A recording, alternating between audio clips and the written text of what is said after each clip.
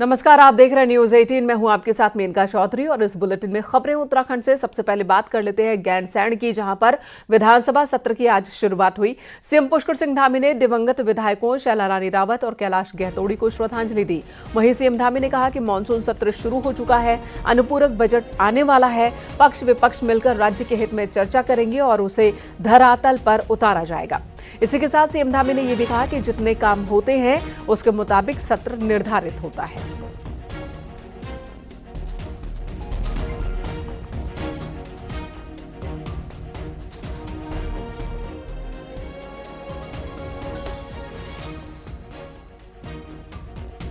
पूरक बजट आएगा और ये अनुपूरक बजट हमारा जो सामान्य बजट आया था उस बजट को ठीक प्रकार से धरातल पर उतारने के लिए कहीं कोई कमी न रहे, हर क्षेत्र में विकास के लिए और जो आवश्यकताएं हैं धन की वो धन वहां तक पहुंचे।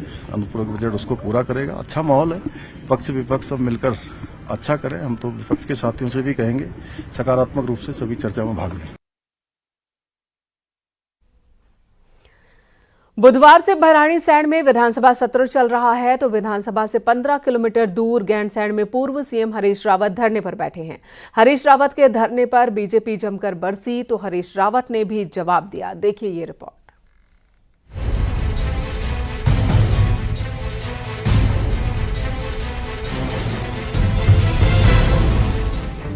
ग्रीष्मकालीन राजधानी भराड़ीसैंण में बुधवार से जहां मानसून सेशन की शुरुआत हुई, वहीं भराड़ीसैंण से 15 किलोमीटर दूर गैरसैंण में पूरे लाव लश्कर के साथ पूर्व सीएम हरीश रावत ने मौन उपवास कर धरना प्रदर्शन किया। हरीश रावत ने गैरसैंण की उपेक्षा का आरोप लगाते हुए कहा कि गैरसैंण में न सड़कों का विकास हुआ, न बिजली, पानी, शिक्षा, स्वास्थ्य की व्यवस्था में सुधार हो पाया। रावत ने कहा कि बीजेपी बताए कहां है ग्रीष्मकालीन राजधानी। बीजेपी ने भी पलटवार करने में देरी नहीं की। मैं बार बार कहता हूं, हरीश रावत जी जैसे वरिष्ठतम राजनेता को उनको बहुत कंस्ट्रक्टिव एजेंडा लेकर के आना चाहिए। वो इन बातों को छोड़ दें कि केवल नकारात्मक चीजों में समय बर्बाद करते हैं अपना भी, और फिर ढाक के 3 बात सस्टेंस उनके मुद्दों में कुछ होता नहीं है। राजधानी को लेकर, गैरसैंण को राजधानी बनाए जाने को लेकर हमेशा राजनीतिक रूप से किसी ने गेंदबाजी खेली है या उसको राजनीतिक मुद्दा बनाने की कोशिश करी है, वो हरीश रावत जी ने की है। वे भी मुख्यमंत्री रहे हैं, उन्होंने क्या किया उस समय शायद वो इस राजधानी को ढूंढ रहे होते तो सही ढंग से उनको अपने प्रश्न का उत्तर मिल गया होता।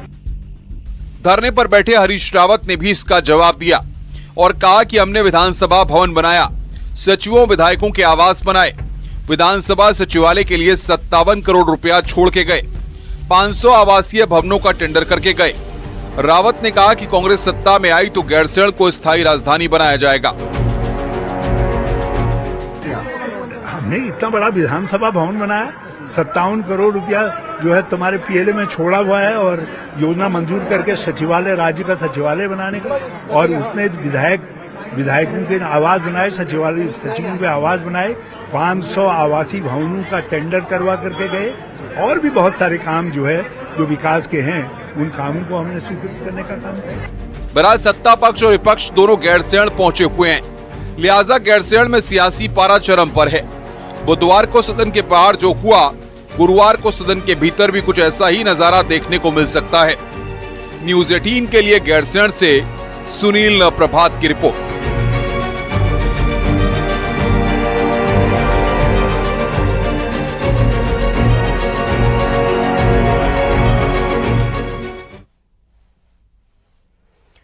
बुधवार को सेशन का पहला दिन भले ही बिना किसी शोर शराबे के गुजरा हो, लेकिन गुरुवार को नजारा ठीक इसके उलट देखने को मिलेगा।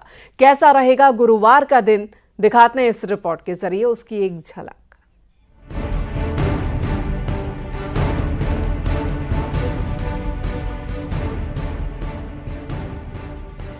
छह महीने के भीतर सेशन बुलाना भले ही संवैधानिक मजबूरी हो, लेकिन गैरसैंण के मानसून सेशन को केदारनाथ में प्रस्तावित उपचुनाव के कारण खास नजर से देखा जा रहा है।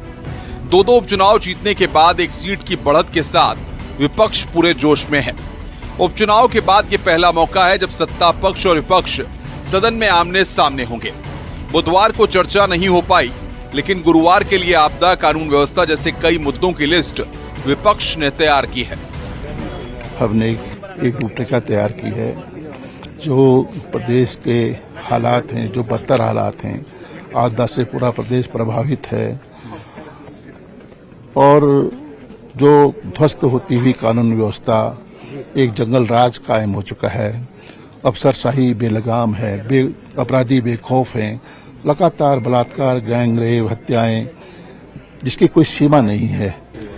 देखिए, मुद्दे तो एक लॉ एंड ऑर्डर को लेकर है, जो आजकल जहां तहां हत्याएं हो रही, और एक हमारे युवाओं के लिए रोजगार की लेकर है, एक हमारा गृह प्रहरियों को लेकर उनका वेतन मात्र 2000 रुपये उनको भत्ते के रूप में मिलता है। मूलभूत समस्या आपदा को लेकर है, समस्याएं बहुत है।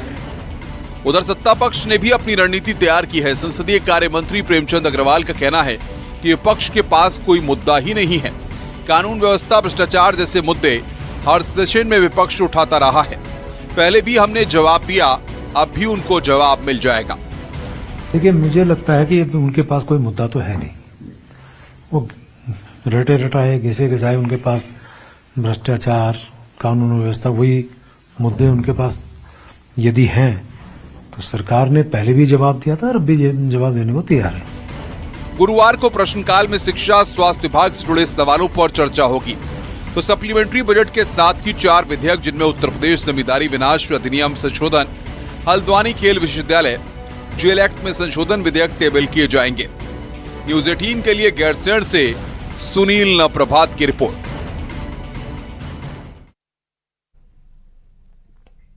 इधर बांग्लादेश में हिंदुओं पर हमले के विरोध में देहरादून में बड़ा प्रदर्शन हुआ। बीजेपी ने इसे हिंदुओं का प्रदर्शन बताया तो कांग्रेस ने भी सनातन की रक्षा की बात की, लेकिन बीजेपी पर सवाल उठाए। देखिए ये रिपोर्ट।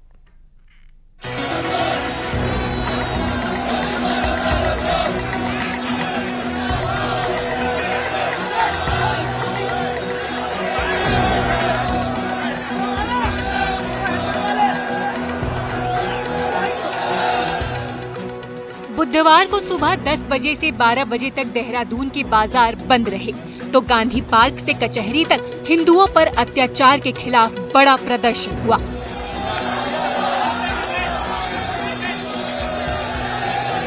बांग्लादेश में हिंदुओं को बचाने की मांग के साथ लोग सड़कों पर उतरे तो प्रदर्शन में व्यापार मंडल, बजरंग दल, बीजेपी के साथ कई छोटे बड़े संगठन नजर आए।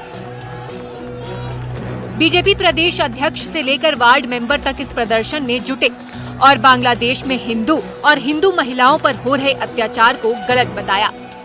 ये आज मेरा, आपका, ये सर्व हिंदू समाज का एक प्रदर्शन है। इसमें संत समाज अगुवाई कर रहा है और इसमें आप देख रहे हैं देहरादून के पूरे बाजार बंद हैं। देहरादून की सारी मंदिर समितियां यहाँ पर उपस्थित हैं। किसी एक संगठन का ये प्रदर्शन नहीं है, सर्व हिंदू समाज का ये संगठन है। बांग्लादेशी हिंदुओं के समर्थन में प्रदर्शन में बीजेपी नेता शामिल हुए तो सवाल कांग्रेस ने भी उठाए। कांग्रेस ने सनातन धर्म की सुरक्षा को जरूरी बताया, लेकिन बीजेपी के रवैये पर सवाल खड़े किए।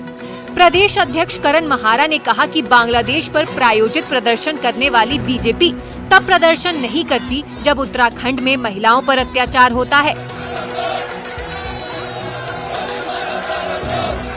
हर सनातन धर्म के व्यक्ति को, चाहे किसी देश में, उसको सुरक्षित होना चाहिए। ये हमारा वैसे भी नैतिक कर्तव्य है। लेकिन जो आज हुआ, जो प्रदर्शन था, उसमें महेंद्र भट्ट भी हैं, बीजेपी के पार्षद भी, और हिंदू हिंदू भाई भाई का, जबकि नारा होना चाहिए था हिंदू, मुस्लिम, सिख, ईसाई, हम सब हैं भाई भाई, क्योंकि सब इस देश के नागरिक हैं। आप कितनों में बांटेंगे? धर्म में बांटेंगे, फिर जातियों में बांटेंगे। हिंदुओं के समर्थन में होने वाले प्रदर्शन में इतनी भीड़ उमड़ेगी, इसकी उम्मीद किसी को नहीं थी।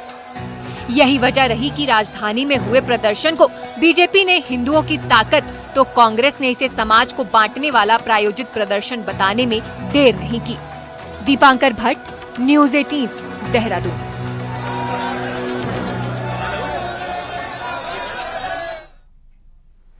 दलित संगठनों ने SC/ST रिजर्वेशन से क्रीमी लेयर को हटाने के सुप्रीम कोर्ट के फैसले के खिलाफ बुधवार को भारत बंद बुलाया था। इस दौरान इस बंद का कुमाऊं की तराई इलाके में असर भी देखने को मिला। उधम सिंह नगर के जिला मुख्यालय रुद्रपुर में कई दलित संगठनों ने पदयात्रा निकाली और जिलाधिकारी से मुलाकात की। इस दौरान उन्होंने केंद्र सरकार से मांग की कि SC/ST आरक्षण से किसी तरह की छेड़खानी न की जाए और सुप्रीम कोर्ट के फैसले के खिलाफ सरकार अध्यादेश लेकर आए। 1 अगस्त का फैसला था सुप्रीम कोर्ट का। इस फैसले को लेकर के माननीय बहन कुमारी मायावती जी ने विभिन्न चैनलों के माध्यम से, अपने ट्वीट के माध्यम से काफी समय से रोष व्यक्त किया है और लगातार भारत सरकार को चेता है कि इसको संशोधन किया जाए विधेयक ला करके, और नहीं तो इसको छेड़ने का किसी को अधिकार नहीं है।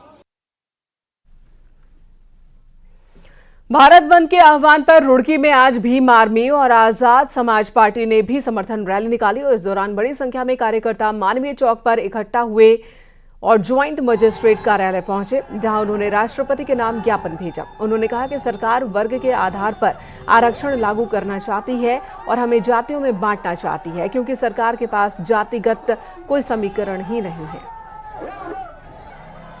चंद्रशेखर आजाद जी ने समर्थन किया है।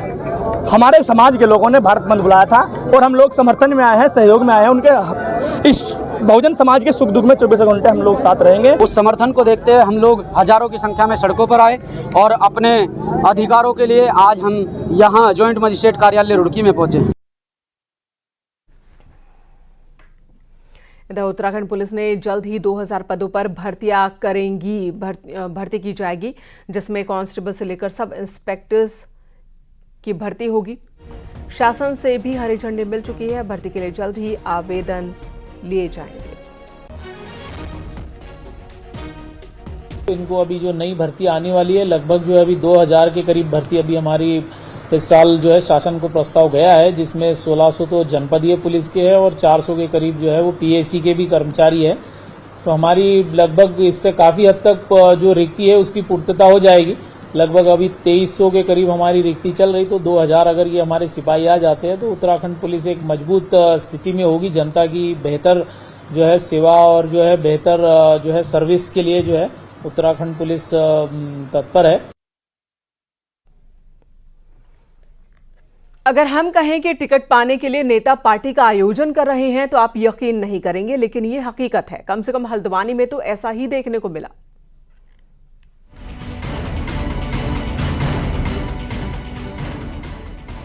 कुमाऊं के सबसे बड़े शहर हल्द्वानी में इन दिनों कुछ बीजेपी नेताओं ने कांग्रेस नेता हरीश रावत की राह पकड़ ली है। कोई आम पार्टी करा रहा है तो कोई भुट्टा पार्टी, तो कोई चुपके चुपके मेयर की कुर्सी पर निगाह गड़ाए हुए है। लेकिन सवाल पूछने पर तरह तरह की पार्टियां दे रहे नेताजी एकदम राजनीति छोड़ सामाजिक बातें करने लगते हैं। नहीं, नेता नहीं, हम समाज में रहने वाले व्यक्ति हैं। समाज में हर समय काम करते रहते हैं और ऐसे काम पहले भी करते आए हैं। वो चुनावी माहौल है, इसलिए हो सकता है कोई जोड़ हो, लेकिन ऐसा कोई उद्देश्य नहीं है। और वो आप भी देख रहे हैं, यहाँ कोई राजनीति का पुट नहीं है, एक पल के लिए भी राजनीति का पुट नहीं है। और यही खासियत है कि अगर राजनीति का पुट नहीं है तो इस हल्द्वानी शहर के लिए अगर हम सब एक हो रहे हैं, और वास्तव में हल्द्वानी के लोग हम एक ही हैं, अगर एक मंच में मिल रहे हैं गैर राजनीतिक, देखो राजनीतिक होते हुए भी अगर लोग गैर राजनीतिक होके मिल रहे हैं, ये एक अच्छी बात है और यही सफलता है इस कार्यक्रम की। भले ही ये पार्टीबाज नेता सीधे सीधे अपनी दावेदारी पर कुछ ना बोल रहे हों, लेकिन बीजेपी कार्यकर्ताओं को इनकी मंशा की भनक अच्छे से है। इसीलिए उनका ध्यान केवल स्वाद पर टिका है। भी तो ये अलग अलग स्वादों को कार्यकर्ताओं को लेने दो। ये रंगमंच है, इसमें अलग अलग किरदार आएंगे और उस किरदारों को सभी को निभाने का भी मौका मिलना चाहिए। जो किरदार छट के आएगा, लोग कमल के फूल पे उसको विराजमान करेंगे। दरअसल राज्य में अक्टूबर में निकाय चुनाव हो सकते हैं। ऐसे में आम कार्यकर्ताओं और लोगों की तरह तरह की पार्टी कराने वाले ये नेताजी की मंशा मेयर बनकर जश्न मनाने की है। ये बात पार्टी कार्यकर्ताओं से लेकर जनता तक को खूब मालूम है। हल्द्वानी से न्यूज़ 18 के लिए शैलेंद्र नेगी की रिपोर्ट।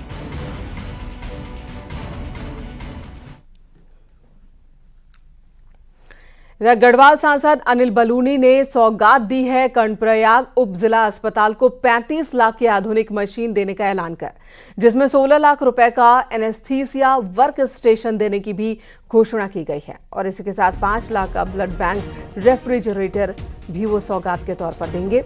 महिला बेस अस्पताल सिमली को 14 लाख की CR मशीन देने की भी उन्होंने बात कही है।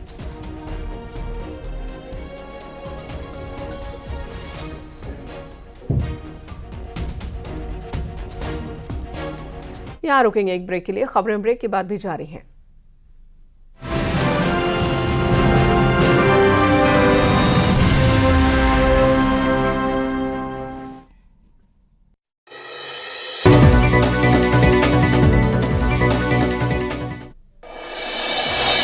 पीलीभीत में टाइगर का आतंक। टाइगर ने खेत में काम कर रहे किसान पर किया हमला। किसान गंभीर रूप से घायल, अस्पताल में भर्ती। न्यूरिया इलाके की घटना।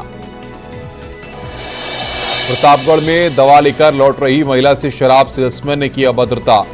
महिलाओं ने जमकर किया हंगामा। शराब का ठेका बंद करने का दिया अल्टीमेटम। होशियारपुर गांव का मामला। अमेठी में बुलडोजर एक्शन। पार्क में किए गए अवैध अतिक्रमण को प्रशासन ने गिराया। प्रशासन ने दुकानों को तोड़ा। बदायूं में भारत बंद के दौरान मिठाई की दुकान पर हुई मारपीट और तोड़फोड़। 3 लोग हुए घायल। सदर कोतवाली क्षेत्र का मामला।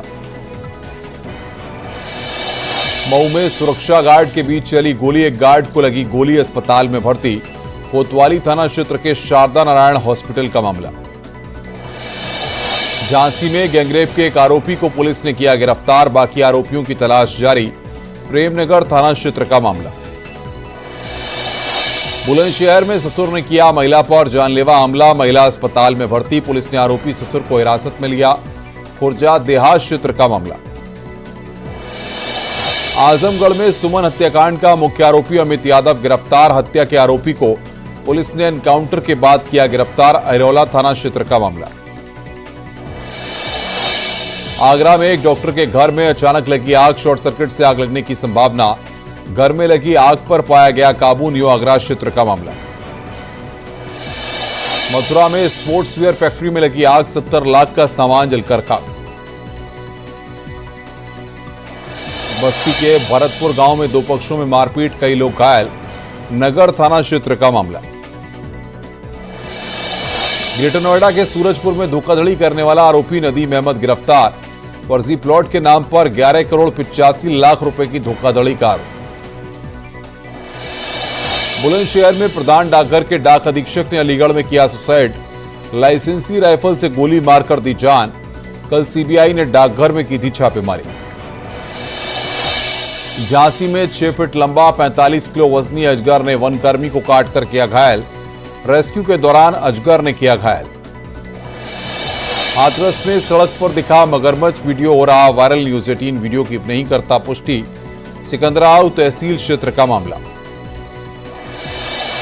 हाथरस में तमन्ना की गढ़ी इलाके में पूर्व प्रधान की हत्या। पुलिस पूरे मामले की जांच पड़ताल में जुटी। महाराष्ट्र के ठाणे से रोडरेज का खौफनाक वीडियो आया सामने। कार के ड्राइवर ने एक शख्स को मारी टक्कर। शख्स को घसीटता कुछ दूर ले गया। दूसरी कार में भी मारी टक्कर, कई लोग हुए घायल। गाजियाबाद में महिला का कुछ लोगों पर रेप का आरोप। महिला पुलिस चौकी के पास दिल्ली मेरठ एक्सप्रेसवे पर बैठी। वीडियो हो रहा वायरल। न्यूज 18 वीडियो की पुष्टि नहीं करता। लखनऊ में टीचर भर्ती का नया शेड्यूल जारी करने को लेकर कैंडिडेट का प्रदर्शन जारी। काउंसलिंग शेड्यूल और नई लिस्ट जारी करने की है मांग। कोलकाता में हुए लेडी डॉक्टर के साथ रेप और मर्डर मामले में लगातार विरोध प्रदर्शन हो रहा है। नोएडा के ग्रैंड ओमैक्स सोसाइटी में लोगों ने कैंडल जलाकर अपना विरोध जताया। सपा नेता नवाब सिंह यादव के रिश्तेदारों पर भी शिकंजा। नवाब यादव के एक रिश्तेदार के कोल्ड स्टोरेज पर नोटिस चस्पा। सरकारी जमीन पर बाउंड्री वॉल होने का आरोप। भारत बंद पर डीजीपी प्रशांत कुमार का बयान। कहा, भारत बंद को लेकर व्यापक पुलिस की तैनाती। 245 company PAC, 8 company paramilitary force तैनात। बलिया में भारत बंद को लेकर प्रदर्शनकारियों ने किया प्रदर्शन। विपक्ष के नेताओं ने सरकार पर आरक्षण खत्म करने की साजिश का आरोप लगाया। एटा में भारत बंद पर जोरदार विरोध प्रदर्शन। विपक्ष के नेताओं ने किया प्रदर्शन। जिले में भारी फोर्स तैनात। गाजीपुर में भारत बंद के तहत विपक्ष का जोरदार प्रदर्शन। जगह जगह निकाला गया जुलूस। कानपुर में भारत बंद का दिखा मिला जुला असर। शहर के प्रमुख बाजारों में खुली रही दुकानें। SC/ST आरक्षण पर सुप्रीम कोर्ट के फैसले के विरोध में भारत बंद। भारत बंद को लेकर आगरा में प्रदर्शन। प्रदर्शनकारियों ने दुकानें जबरन बंद।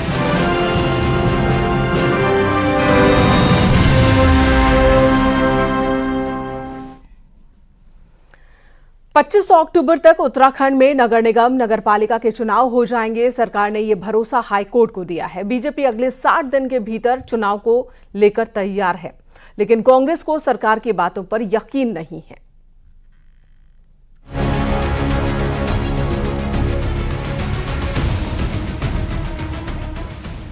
मंगलवार को हाईकोर्ट में सरकार ने कह दिया कि 25 अक्टूबर से पहले निकाय चुनाव हो जाएंगे। कोर्ट में सरकार की तरफ से कही गई बात के बाद बीजेपी चुनाव को लेकर तैयार है। प्रदेश अध्यक्ष महेंद्र भट्ट की माने तो बीजेपी किसी भी वक्त चुनाव को तैयार है और जल्द ही सभी निकायों में टीमें भेजी जाएंगी। बिल्कुल तैयार है, बहुत जल्दी अपने जो टोली हमको उसमें भेजनी है प्रत्येक नगर निगम में, नगर पालिका, उसकी घोषणा बहुत जल्दी करने वाले। कोर्ट ने कहा है और सरकार भी पहले से ही तैयार है। सरकार जो है चुनाव कराने के लिए हमेशा तैयार है। कुछ टेक्निकल बाधाएं थी, वो सारी बाधाएं दूर कर ली गई हैं और मुझे लगता है कि कोर्ट का भी आदेश हुआ है और सरकार भी चाहती है कि जितनी जल्दी से जल्दी चुनाव हो, तो 25 अक्टूबर से पहले चुनाव हो जाने चाहिए। बीजेपी तैयार है, लेकिन कांग्रेस को सरकार के दावों पर यकीन नहीं है। कांग्रेस के मुताबिक अभी परमिशन से लेकर ओबीसी आरक्षण तय नहीं हुआ है, तो राज्य निर्वाचन आयुक्त का पद भी खाली पड़ा है। ऐसे में सरकार और बीजेपी चाहे लाख दावे कर लें, निकाय चुनाव नहीं होने वाले। मन में अभी लोग आक्रोशित हैं, ऑब्जेक्शंस लगा रहे हैं, वो कब रिमूव होंगे, क्या उस पर जांच बैठेगी, क्या होगा। उसके अलावा ओबीसी का आरक्षण की अभी स्थिति स्पष्ट नहीं है, जो हो रही बिना चुनाव होना संभव नहीं है। मुझे लगता है ये एफिडेविट भी गलत होगा, लास्ट में कोई ना कोई बहाना सरकार ढूंढेगी। निकायों का कार्यकाल पिछले साल दिसंबर में पूरा हो चुका है और तब से दोनों पार्टियों के नेता सिर्फ तारीख के ऐलान का इंतजार कर रहे हैं और जब तक चुनाव तारीख का ऐलान नहीं हो जाता तब तक कांग्रेस को बीजेपी और सरकार के दावों का यकीन नहीं है। दीपांकर भट्ट, न्यूज़ 18, देहरादून।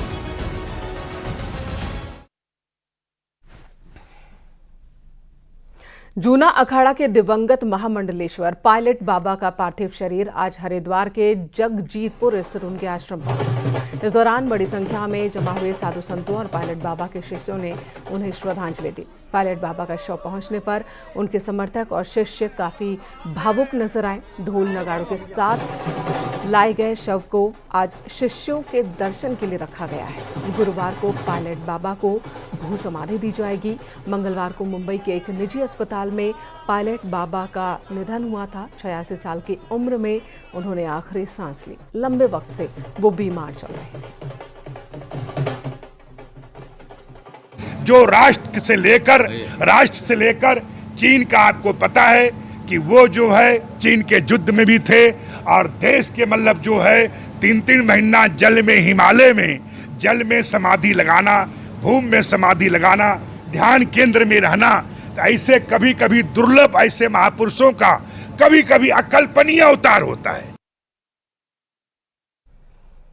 कुमाऊं मंडल विकास निगम यानी कि केएमवीएन की स्थापना के 49 साल पूरे हो गए हैं। नैनीताल में स्थापना दिवस के मौके पर केएमवीएन ने पहाड़ी, बाखली और ओपन रेस्टोरेंट की शुरुआत की है।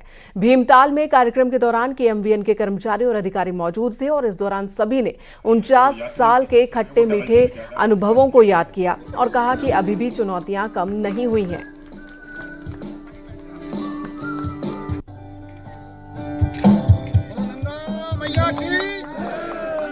जो बात होती है इकोलॉजी एंड इकोनॉमी की, उसमें एक अच्छा बैलेंस रखें ताकि हमें जो टूरिज्म मिले एक क्वालिटी टूरिज्म मिले, जिससे आय निगम की तो बढ़े ही, लेकिन जो लोकल्स हैं वो ये ना महसूस करें कि वो इससे छूट गए हैं। उन टेरिटरीज को एक्सप्लोर करें जो अभी भी अनएक्सप्लोर्ड हैं, जहाँ क्योंकि केएमवीएन का जब ये स्थापना हुई थी तब मैंडेट रहा था कि हम उन स्थानों को ढूंढें जहाँ टूरिज्म बढ़ाया जा सकता है, जैसे बिनसर, दीना पानी, इस तरह के प्लेसेस हमने एक्सप्लोर किए थे। तो अब हमारी जो प्राथमिकता है आदि कैलाश यात्रा है। रुकेंगे एक ब्रेक के लिए। ब्रेक के बाद भी न्यूज़ 18 पर खबरों का सिलसिला जारी है।